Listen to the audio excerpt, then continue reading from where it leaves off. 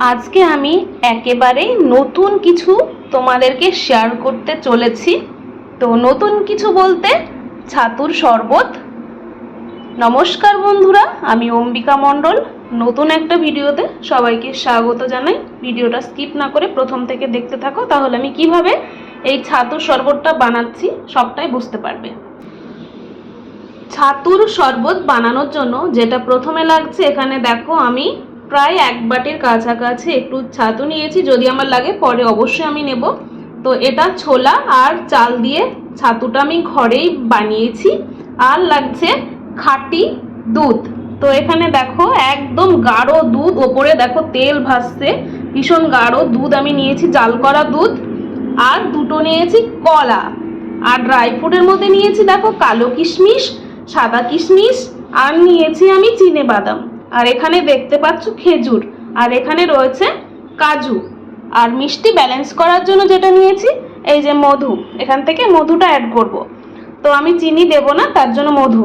তো আরও dry fruit নেওয়া যেত, আমার হাতের কাছে এখন অ্যাভেলেবেল নেই, তার জন্য আমি দিতে পারছি না। চলো ফলগুলো বলতে কলাটা আগে আমি একটু কেটে নিই, আর একটাটা মানে আমি মিক্সিতে দেবো। দেখো বন্ধুরা, এখানে কাজু কিছুটা আমি কেটে নিচ্ছি, আর কিছুটা যখন মিক্সি বলে আমি শরবতটা বানাবো তখন দেব।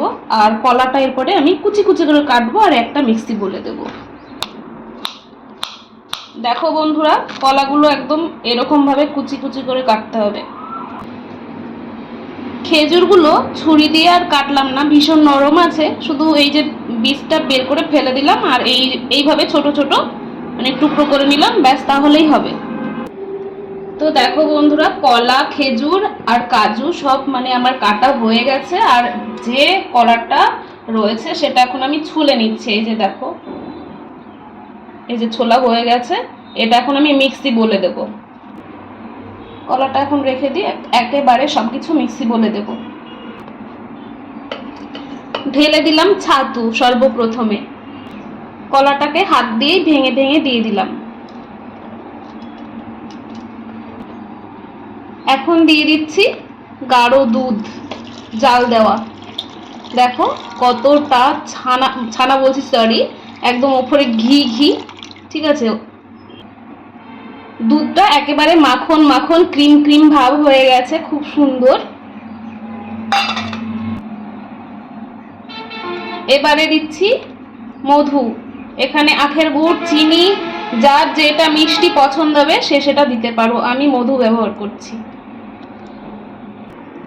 দেখো বন্ধুরা, বাটিতে এতটাই মাখন লেগে জল ধুয়ে না দিয়ে আমি আর পারলাম না।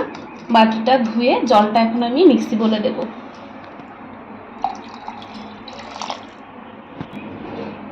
এখন দিচ্ছি বিট লবণ। এমনি লবণও দেওয়া যেতে পারে, কোনো সমস্যা নেই। তো লবণ না দিলে স্বাদটা কিন্তু আসবে না। এখন আর কিছু দিতে হবে না, এবার আমি ব্লেন্ড করব।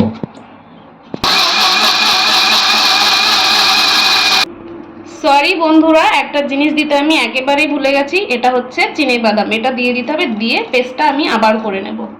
আমি আবারও পেস্ট করব, বাদাম দিতে ভুলে গেছিলাম। দেখো বন্ধুরা কত সুন্দর হয়ে গেছে। এবার আমি ঢেলে দেখাচ্ছি। তো এই যে একটা বাটিতে আমি এখন ঢেলে ডেকোরেশন করব। ঢালা হয়ে গেছে।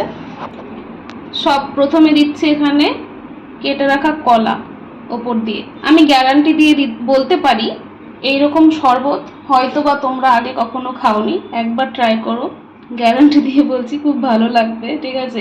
এরপরে দিয়ে দিলাম কেটে রাখা খেজুর। এবারে দিচ্ছি কেটে রাখা কাজু বাদাম। কথা বলতে গিয়েই জিভে জল চলে আসছে।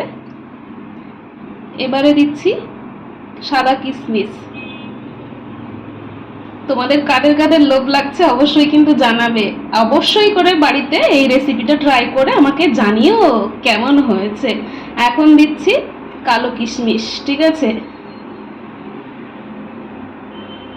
এই যে দেখ হয়ে গেল। লোভনীয় লাগছে কিনা তোমরা আমাকে অবশ্যই কমেন্টে জানাবে। একটু ঘুরিয়ে দেখাও। এটা বরমশাইয়ের জন্য আমি একটা বাটিতে ডেকোরেশন করলাম। তো বরমশাই খেয়ে অবশ্যই বলবে কেমন হয়েছে। তো যদি ভিডিওটা ভালো লাগে লাইক কমেন্ট করতে কিন্তু ভুলবে না। তো দেখো গুটি গুটি পায়ে বরমশাই লোভ সামলাতে না পেরে চলে গেছে। বসো, বসে খেয়ে বলো কেমন হয়েছে।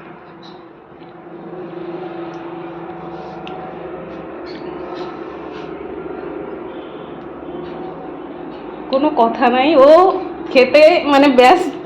ঠিক আছে, এত টেস্ট হয়েছে, জোরে বলো। এত টেস্ট হয়েছে, আপনারা না খেলে মিস করবেন। বাড়িতে অবশ্যই বানিয়ে খাবেন, দেখবেন খুব সুন্দর হয়েছে কিন্তু। এর কোনো ভাষা নেই, জবাব নেই। তো শুনলেন বরের মুখ থেকে, তো এখন খেতে ব্যস্ত। তো এখনকার মতো টাটা, নেক্সট ভিডিওতে আবার দেখা হচ্ছে।